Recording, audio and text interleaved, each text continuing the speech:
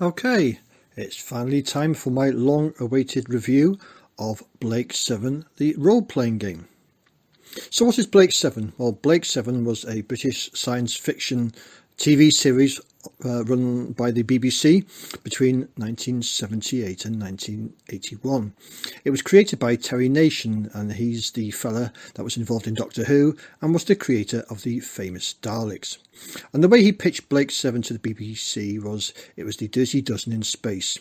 And the sort of story was influenced by Robin Hood and his merry men, when you've got the good guys doing good against the bad guys and trying to save the innocent and help them. In total there was 4 series, and each series was 13 episodes, and it is your typical late 1970s, early 1980s BBC production, very similar to Doctor Who, with wobbly sets, poor special effects, but the stories were very good. So the role-playing game was written by Ming Looi and Zoe Taylor in 1994, and it was released through the Blake 7 Appreciation Society. Now that was a fan society for all things Blake 7, and it's 130 pages in length. Original copies are absolutely stupid prices if you find them. They go for £100+ on eBay, so well out of my reach. But the Blake 7 Appreciation Society are reprinting them, and you can currently pick them up on eBay for about 18 quid. So that's where I got mine from just before Christmas, because I'm a huge Blake 7 fan, so I thought I would pick up the book. And it's very dated. The print and everything, the layout is really set of its time in the early 1990s. So what is the setting of Blake 7? Well, it's a dystopian future, 700 or 800 years from now, and the dominant power is the Terran Federation. Blake 7 are a group of rebels led by Rog Blake, who's the main protagonist and the name of the series, 5 other people, and a computer called Zen, who makes up the 7 of them. Blake, he's an idealistic freedom fighter. Everybody else, his associates, are all petty crooks, smugglers, that sort of thing. And the main adversaries is the Supreme Commander Servalan, played by the late wonderful Jacqueline Pearce, who, as Servalan, is super sexy. The characters did change throughout the series, with several key characters disappearing. Blake did 2 series. Some of the other characters, they changed actors part of the way through. But there was plenty of replacements. Zen was replaced by 2 further computers. So there was a sort of continuous carousel as they replaced the characters throughout. So what of Rog Blake? Well, he was a political dissident on Earth who is arrested, tried and convicted of false charges, including paedophilia. Yes, this is the late 70s.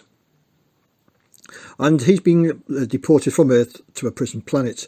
And whilst on the prison ship comes across an abandoned alien starship, and Blake and another prisoner sent to investigate. They commandeer the ship, rescue some more of the prisoners, and that is them on their way. So, on to the role-playing game. Well, I recently read an interview by the 2 co-authors, and they were big fans of Call of Cthulhu, and you can see the influence on Call of Cthulhu, the system in Blake 7 role-playing game. It's a D100 system, and you have your main attributes, and the skills are 5 times the base attribute. It's similar to Call of Cthulhu. You have hit points, but you also have optional hit locations. And as a sign of time, there are lots of modifiers, and shares a lot of the traits of the games in the 90s in that respect.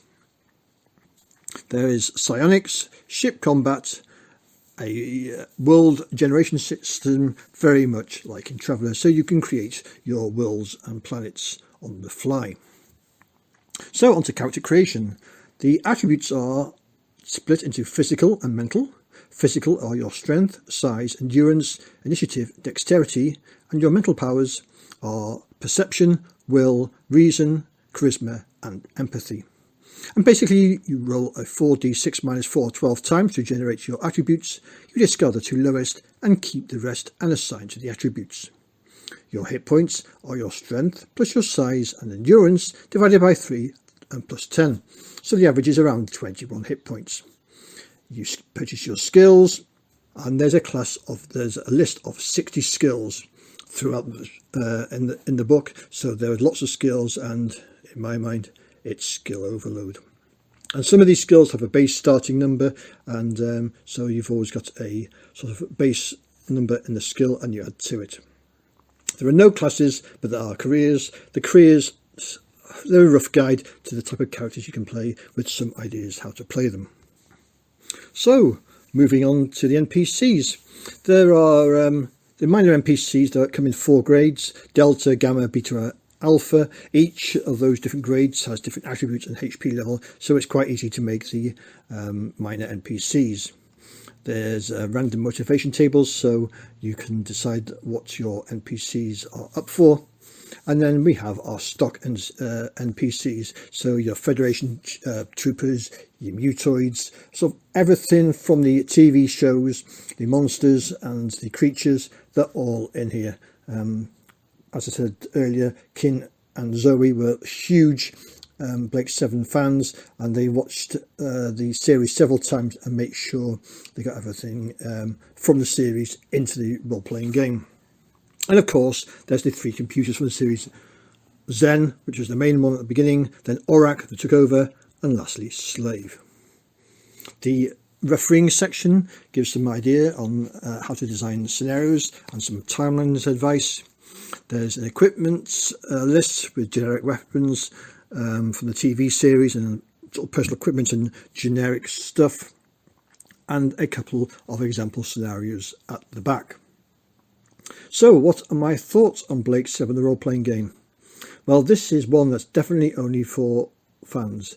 It's not a system that I would play. It's a bit too convoluted for me, but it's great as a reference book, and at £18 it's not overly priced. I mean, basically it's printed out on paper, stapled together, and it's like a do-it-yourself quality. It's not a high quality print production or anything like that. It's done at home. So if I was going to do Blake 7, what would you use instead of these rules? Well, if you're going to use a D100 system, I would recommend using River of Heaven, which is based on OpenQuest, and that is a simplified D100 system, and I think that system would far suit Blake 7 more than these rules. I mean, they are of its time.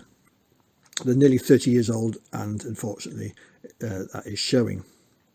Other systems you can use instead of it. My other 2 systems that I would recommend for playing Blake 7 would either be Traveller or ICRPG, only because I recommend ICRPG for everything. So that's it, Blake 7, the role-playing game, only for the fans. If you're into Blake 7, by all means have a look at it. You're unlikely to play it, and I suppose the big problem with the game is, if you're going to play it, you're going to play the main heroes from it. You're going to play Blake and his crew, Villa, Avon, Callie. You're not going to play anybody else, so I think it is limited to playing the TV series. But I suppose you could use the setting for something else. But for me, if you're going to play Blake 7, you've got to play the heroes on the Liberator, haven't you? So that's all for this episode. Thank you for listening, and I'll see you all on the flip side.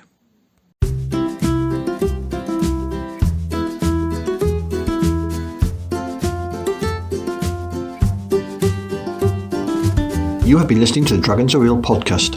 My name is Pete Jones. You can find more information at my website at petejones.neocities.org or at my blog at dragonsarealpodcast.tumblr.com. The opening music was Fireflies and Stardust by Kevin MacLeod. The closing music, also by Kevin MacLeod, was Fretless